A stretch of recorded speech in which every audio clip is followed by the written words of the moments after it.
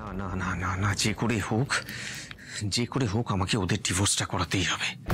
এটা আজ মনের সমস্ত জোর পাচ্ছি ওই স্ত্রীর কাছ থেকে। ওকে ভাঙতে গেলে আমাকে যে করে হোক স্ত্রীকে ওর জীবন থেকে কেড়ে নিতেই হবে। সতীশ দা। সোমা, তুমি এত রাতে এখানে? সতীশ দা, আমি তোমার কাছে জানতে এসেছি তুমি রাজদা আর দিভাইয়ের ডিভোর্সটা নিয়ে কেন ওদেরকে এতটা সাহায্য করছো। দিভাই কিন্তু একদম এটাকে ভালো চোখে দেখছে না।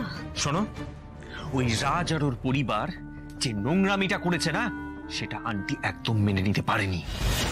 আর আমি আন্টির আর শরীর খারাপ হোক এটা আমি চাই না।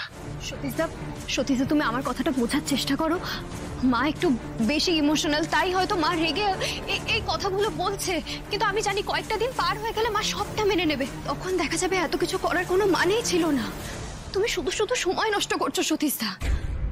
দেখো সোমা, আমি যা করছি অনেক ভেবে চিন্তে করছি। স্ত্রীকে ওই পরজীবী পরিবার থেকে বের করে আনতে না পারলে না, ওরা স্ত্রীকে শেষ করে দেবে। না না না, এক মিনিট। সোমা, আমার একটা ইম্পর্টেন্ট কল এসছে। অনেক রাতও হয়েছে, তুমি এবার যেতে পারো। হ্যাঁ হ্যাঁ স্যার, বলুন। কেসটা কত দূরে গেল? সতীশ দা, দিভাইয়ের ডিভোর্সটা নিয়ে কেন এতটা সিরিয়াস হচ্ছে? তাহলে কি সতীশদার মনে এখনো দিভাইয়ের জন্য কিছুটা হলেও জায়গা রয়েছে? না না না,